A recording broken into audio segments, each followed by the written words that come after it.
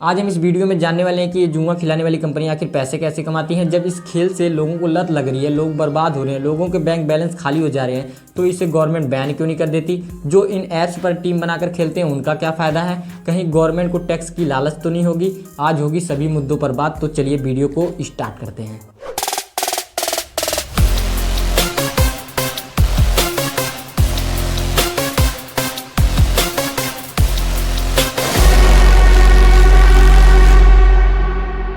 Dream eleven की शुरुआत 2008 में हुई थी और इसे 2012 में पूरी तरह से लॉन्च कर दिया गया था। इस कंपनी की शुरुआत भाभी सेठ और हर्ष जैन ने मिलकर किया था। तो आप लोगों को एक चीज़ तो पता ही होगी कि हमारे देश में एक परंपरा चली आ रही है, दूसरे देश में जाके रहो, वहाँ की ट्रेंडिंग सर्विस या प्रोडक्ट के बारे में समझो, वहाँ से कॉपी करो और भारत में आके पेस्ट कर दो।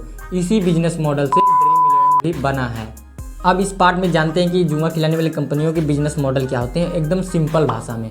जैसे मान लो मैं जुआ खिलाने वाला हूं और मेरे प्लेटफॉर्म पे 1000 लोग आए और मैंने इस कॉन्टेस्ट की एंट्री फीस 50 रुपये रख दी। 1000 गुणे 50 होते हैं 50,000 रुपये। अब मेरे पास 50,000 रुपये आ चुके हैं। अब मैंने जो इन लोगों को जुआ खिलाने का सर्विस दिया हूँ उसके बदले में मैं अपना 20% ले लूँगा और जो 80% बचा हुआ पैसा है वो मैं विनर्स में बांट दूंगा। यही बिजनेस मॉडल सभी जुआ खिलाने वाली कंपनियाँ फॉलो करती हैं। तो हम बात करते हैं कि ड्रीम इलेवन का दबदबा कितना है। तो मैं बताता चलूँ कि ड्रीम इलेवन को यूनिकॉर्न का दर्जा मिला हुआ है। यूनिकॉर्न का मतलब होता है कि 7500 करोड़ से ज़्यादा का जिस स्टार्टअप का वैल्यूएशन होगा उसको ये यूनिकॉर्न का दर्जा मिलता है। ड्रीम इलेवन का नेटवर्थ है 66,000 करोड़। ड्रीम इलेवन ने 800 लोगों को नौकरियां दे रखा है और ड्रीम इलेवन के 10 करोड़ यूजर्स हैं। ड्रीम इलेवन के साथ 16 करोड़ लोग रोज गेम खेलते हैं। अब हम इस पार्ट में जानेंगे कि जो ड्रीम इलेवन पे पैसे लगा के खेलते हैं उनका फायदा और नुकसान क्या है। तो पहला नुकसान आपके समय का होता है।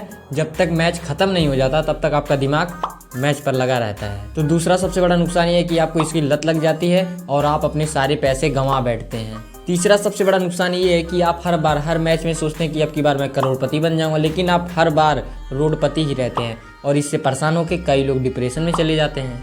अब हम इस पार्ट में समझेंगे कि जुआ खिलाने वाली कंपनियों को गवर्नमेंट बैन क्यों नहीं कर रही है। हमारे देश के बहुत से लोगों ने ड्रीम इलेवन के खिलाफ कोर्ट में केस किया था और कोर्ट में इन्होंने कहा था कि ये जुआ खिलाने वाली कंपनी है, इससे लोग बर्बाद हो जा रहे हैं, इससे लोगों को लत लग रही है, इससे बैंक बैलेंस खाली हो जा रहे हैं, इससे हमारे देश के युवा बर्बाद हो रहे हैं। और ड्रीम इलेवन ने भी कोर्ट में अपना पक्ष रखा।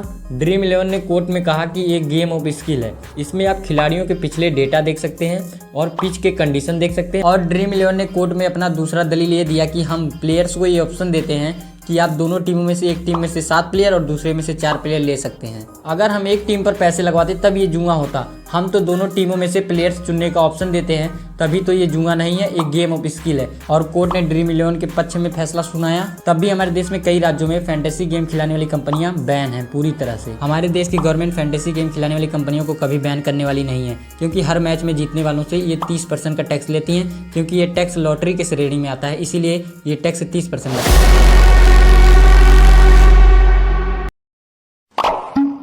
अगर आप बिजनेस कर रहे हैं या बिजनेस करना चाहते हैं या बिजनेस के बारे में सीखना चाहते हैं तो ये चैनल आपके लिए। तो अपने उंगली से बोलो कि जाकर चैनल को सब्सक्राइब कर ले, नया चैनल है, खो जाएगा।